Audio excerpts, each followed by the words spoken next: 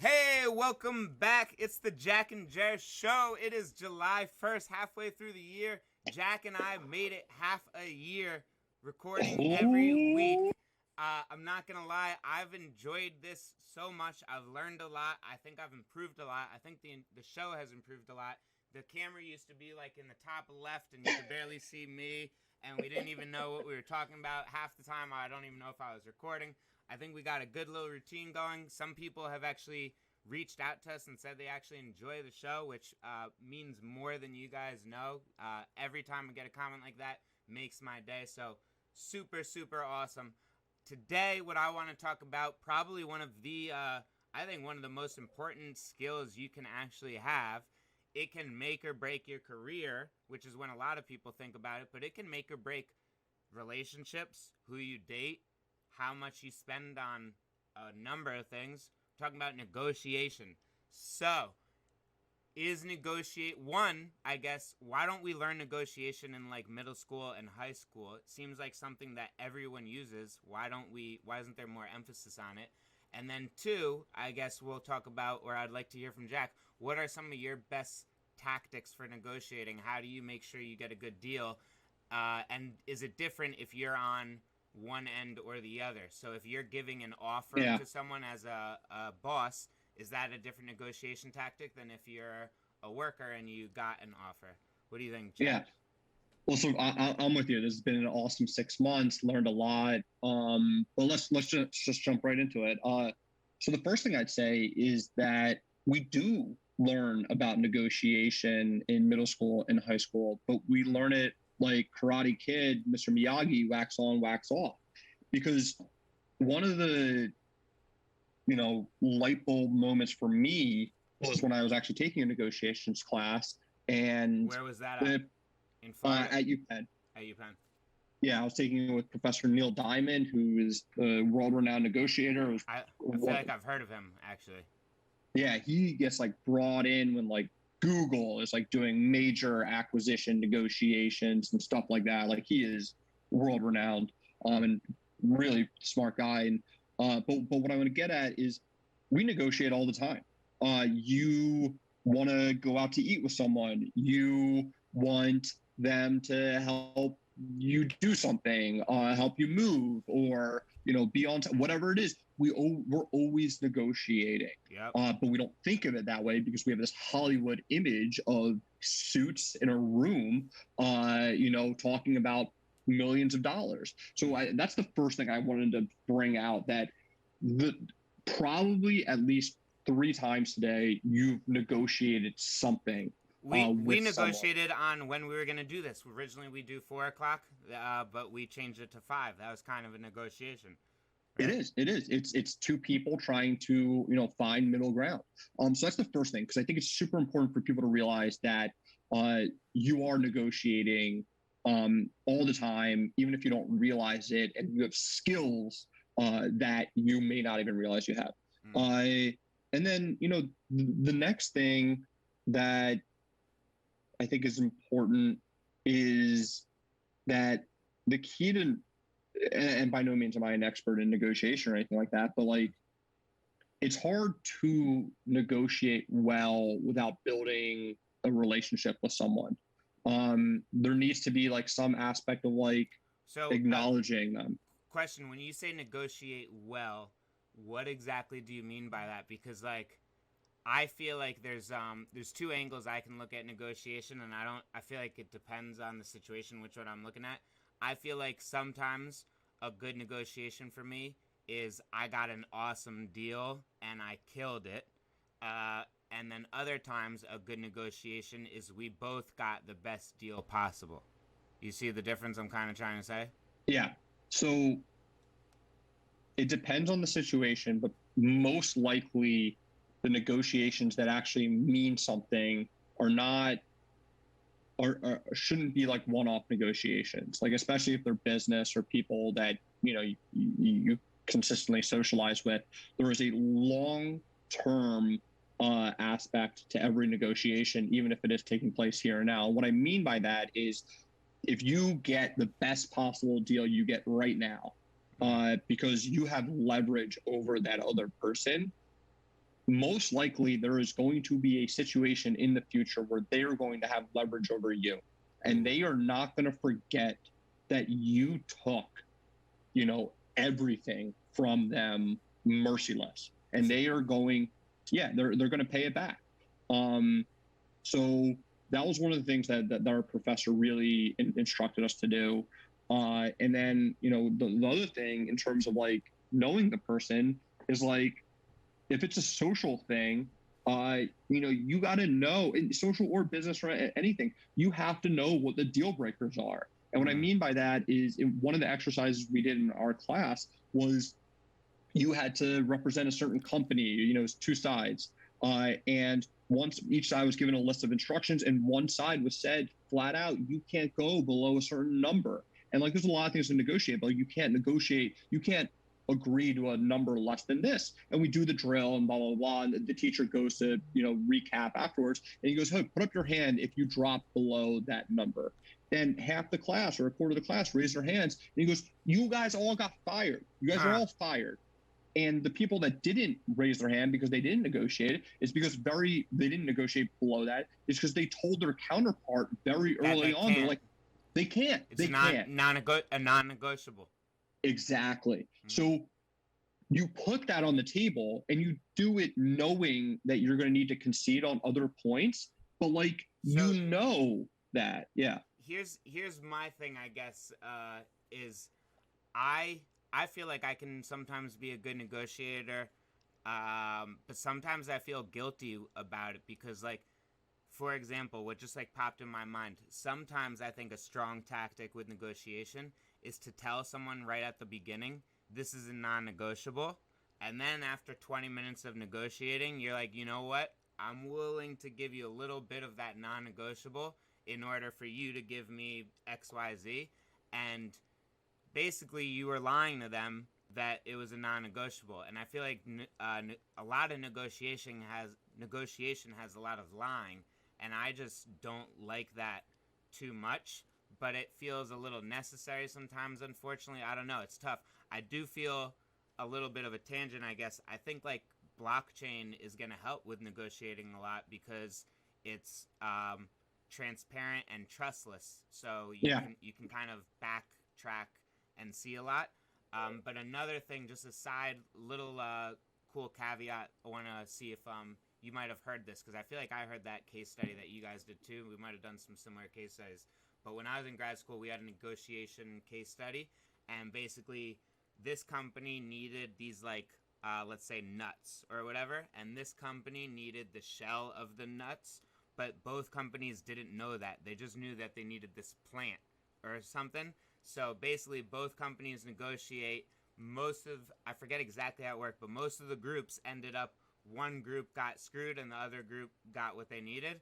But if you actually were very transparent with the other team or the people you're negotiating, and you really tried to understand what the other person needed, you'd realize that you guys can both get what you need. So sometimes I feel like you gotta lie, but sometimes I feel like, hey, when you tell the truth, it actually ends up being better for everyone.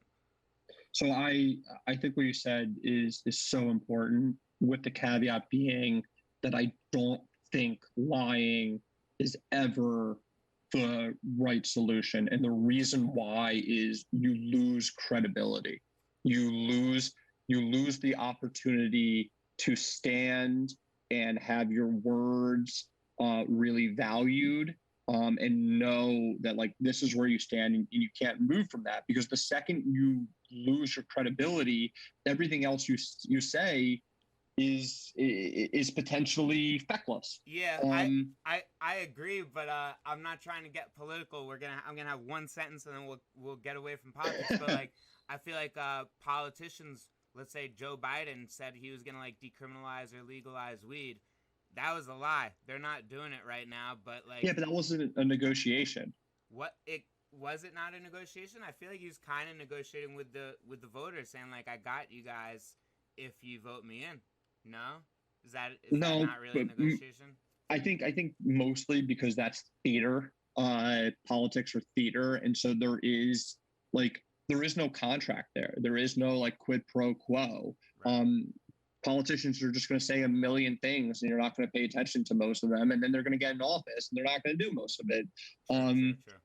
But all right, so let me give you an example of something that you said second that my professor told me that I think illustrates the importance of just being transparent, even if it's not illustrating the necessity of being truthful.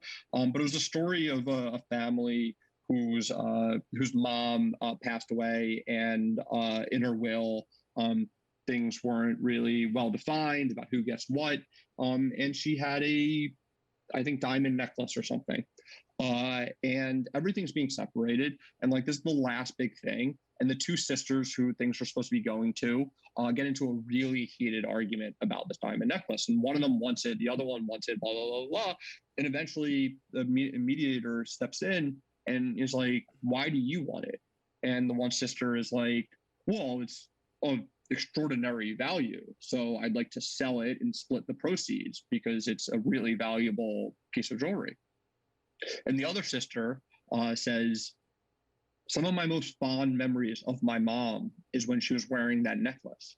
And there is such a sentimental aspect to it that I feel like I'm still with her when I see it. And, hearing that, you think, wow, like, this isn't about dollars. This is something like so much more. And once that was in the air and the other sister knew that her sister wasn't trying to cheat her or something, it allowed there to be other negotiations, other like concessions to make up for that. And so being transparent, and I know that's maybe not the most ideal example, but like, being transparent creates the opportunity for people to really value what you say, as long as there's credibility behind it. But maybe you could give an example of a time that you felt like lying was the best strategy. I don't know. I hate lying. Okay, sorry. Yeah, I don't know. I think sometimes it's tough. I don't think lying is good, but sometimes it's telling the truth is just tough. I don't know. I guess it's a tough one. But I got another a little question for you. Scenario. So I actually just had spoke to a friend who got a job offer, and we were actually talking about negotiation for her job offer. So you get a job offer. How do you go through the negotiation process? So her job, I don't know.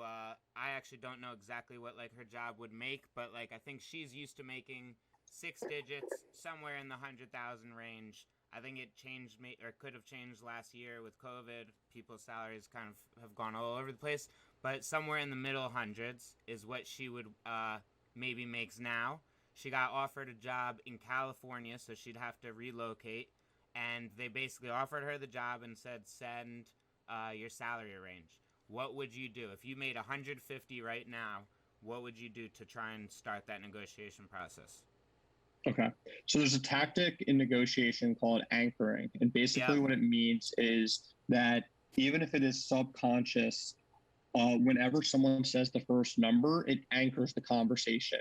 And what that means is, even if you think that that number is way too low or way too high, you subconsciously start negotiating around that number. Now, let's use artwork, because artwork is like one of the easiest thing where like something could be worth $10 or it could be worth $10 million. And like, who the heck really knows? So like, if you think that something's worth, you're the seller, and the buyer comes out and they're like, well, I think I'll buy it for $1,000. Well, it's really hard to respond from that $1,000 and go, oh, well, it's actually worth 10 million, assuming there's actually goodwill to try to get the deal done. And so that $1,000 is just going to anchor it for better or worse, because you're going to start using that number as the first like linchpin to navigate. So you have to be very. I wish I could remember an example from my grad class where they showed how powerful anchoring can be, and they say like a fact, and they go, how many bridges are in California? 324 or 9,500, whatever. And because they have that such high anchor, you expect like the answer to be that high, and it completely like throws you off. I wish I had a better example. I don't. Yeah. I'll try and bring one next week, but the anchor is very powerful. So continue.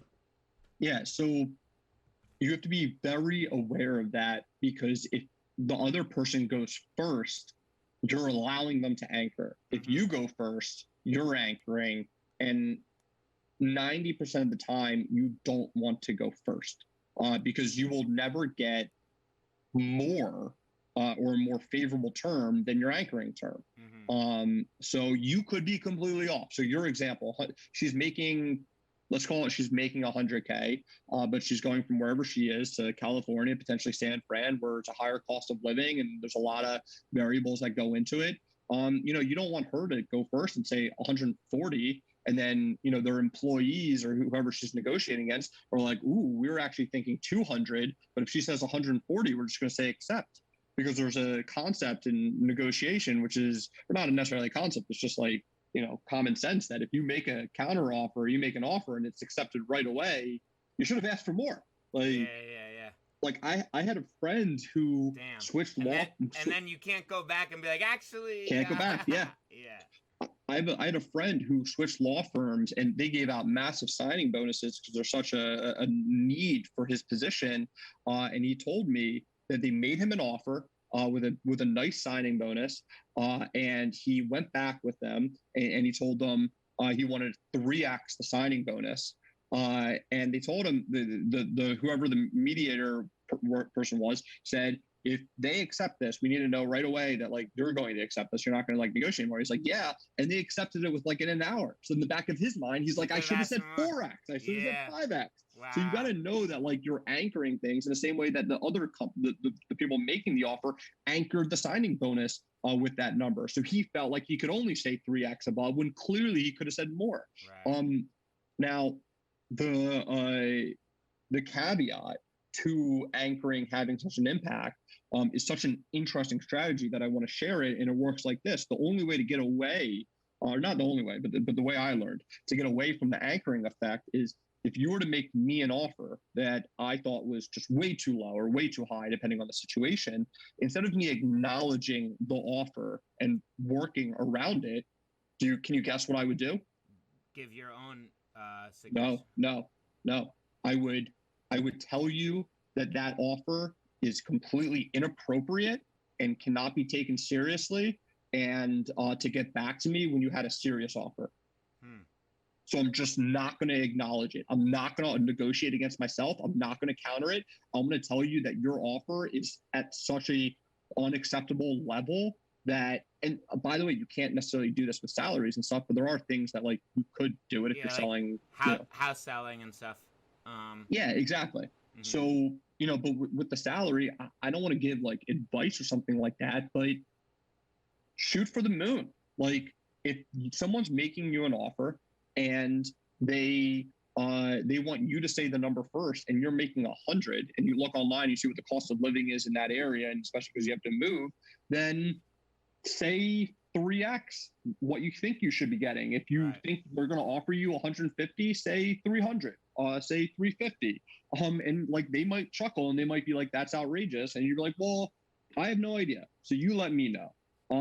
But guess what? That 300 is going to be in their head, and they're going to be like, well, they're expecting 300. The highest we can go is 250. I guess we should say 250 right now. I guess here's a question that just came to mind as you're saying all that.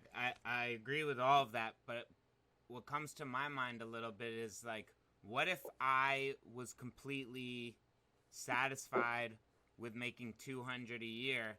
I guess I would feel a little bit some type of way that they're getting one on me, that I could have gotten more, but like sometimes should you maybe just say what you think is best for you, even though you can get more? If that, you know what I'm saying? Like I recently sold a home. Let's say I sold the home. I had a number that I wanted to get. Let's say 300,000. I think I probably could have squeezed a buyer out for another 20, 30,000 if I staged it more or waited for a right buyer and negotiated. But once I got something close to 300, I was kind of like, I don't need more. I can use more, but like right now for my needs, this is perfect. And I guess it was worth the stress for me. But do you think sometimes should you always negotiate to get the best like dollar value that you can, or sometimes it's okay to like give concessions for what you think is is worth. Well, I was taught that you shouldn't be negotiating for every penny and cent. And a lot of that is because of the approach that in business things you'll have future negotiations with that side, so you don't want them to feel like you're just abusing them in the negotiation. But selling a house, like theoretically you'll never see those people again, so like are negotiating for those last dollars and cents may make sense. But what I would say is there's probably a lot of other things to negotiate about in that situation. Like, maybe there's some conditions of the house that the buyer wants the seller to fix beforehand. And so you can concede that like, hey, I'm not going to fix this, or you want me to drop the price $5,000 because of these issues. What if you give me 10 days and I fix it and we keep the price the way it is? So like there are one of the biggest lessons another big lesson I learned in negotiation is if you can think about all the other elements that are taking place in the deal, whether you're negotiating for the company, instead of just negotiating dollars and cents, maybe it's access and exposure. It's okay, sure, the dollar, like, listen, I am willing to take that salary if and only if you guarantee me that every month I will have a meeting with a C-level executive or the head of this department or something like that, or you will allow me to be the face of like this, or you'll allow me to work on that project. So now you're not arguing dollars and cents, you're arguing something that's potentially more valuable because you're getting exposure, increasing your network, or developing your skill set. So I think that's so unbelievably important, because what would you rather have, a couple $1,000s or the opportunity to work with someone or further develop your skills that could return tens of thousands of dollars in like a year or two when you do what you got to do? Right. So here's a question to kind of try and summarize everything we've said and wrap it a little bit. So the most important parts of negotiation, a couple things that are coming to my mind: setting a very strong anchor, having a developed relationship or developing a relationship with who you're negotiating with, being transparent and truthful, and knowing what you want, like knowing what you're trying to get out of it. What other little things? Knowing what you want to get out of it, thinking creatively. And listen, some of these are like selling a house where like, you probably aren't going to negotiate with that person again. So like there is a certain incentive to get your dollar value. But like we said with like job offers, like there are so many more things besides dollars and cents there. It can be access or exposure or a certain type of work product that you get to work on, or, so many things. But the two things I would add that aren't necessarily things is, again, we negotiate all the time. So if you find this stuff uncomfortable, which I do too, like I think we all find this, uncomfortable conversations are uncomfortable. So practice. Like I think we talked about this last podcast, like practice, like start going places and asking for like stupid discounts. Like go to Starbucks and be like, I want my latte half off today. And when they're like, why? They're like, because my name's Jeremy and I just feel like I deserve a half off latte. Dude, I'm doing that tomorrow. Do it. And guess what? It might seem funny, but like you're putting yourself in a position where you're asking for something, and like it is practice. It's good to practice. So that's one thing, practice. And the second thing is, I think it's really helpful to think of negotiations more as sales. Build a rapport with people, learn what they want, understand what are, what lines they can't cross and they can cross, and try to provide value. And there's a lot of really good books out there. One of them is called Never Split the Difference by Chris Voss. Chris Voss, that's what I was going to mention. Yeah, amazing book with a bunch of techniques that you wouldn't necessarily think about. But I guess the last thing I would say that's a really valuable part of negotiation is, and this is tied into a lot of what we said, is collect as much information as possible. Yeah. If you like, it's hard to negotiate when you don't really know what the other side, what their lines are and things like that. So, being transparent is one thing, or being honest is one thing, but like actually asking enough questions so you can get them to become transparent is crucial for knowing, in my opinion, at least, like knowing how to go about the situation. Yeah, no, great point. I think that's the case study I kind of brought up, where like once the two sides knew what each other wanted, they realized that the deal is super easy to make because they don't need the whole plant or whatever it was. So definitely find out as much information is I think very important. I don't have much more to say about negotiation. I'm kind of excited to go to Starbucks and demand a half off coffee. And I do like what you said though, where it's uncomfortable. I've been Wim Hofing daily again. I had like Nice. 6 months where I wasn't doing it, but and the whole thing with Wim Hofing is like embrace the uncomfortable. When you embrace the uncomfortable and you put yourself in uncomfortable situations, then nothing really phases you, and you just take everything as it is. So I like that a lot. Any closing thoughts, Jack?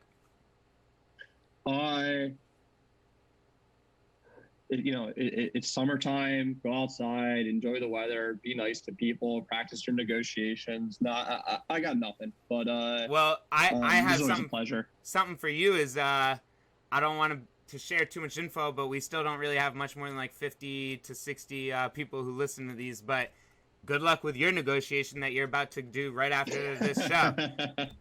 Thank you. Yeah, I got a little bit of negotiation. Yeah. I hope it goes well, and keep me posted how it is. And hopefully, when you get everything you want, you don't leave Jack and Jer behind. No, Jack and Jer is here to stay. Or unless it gets negotiated out. But no, I've thoroughly enjoyed this, and thank you guys, everyone that's listening. And yeah. Stay tuned. Like, subscribe, comment, tell us what you want. Halfway through the year, we got halfway more, and then we're got a bunch more years. But thank you for everything. Thank you for listening. Thank you, Jack, for being here. I'll talk to you soon. And again, good luck. Much love. See you 4th of July, or happy 4th of July. Later. Yeah.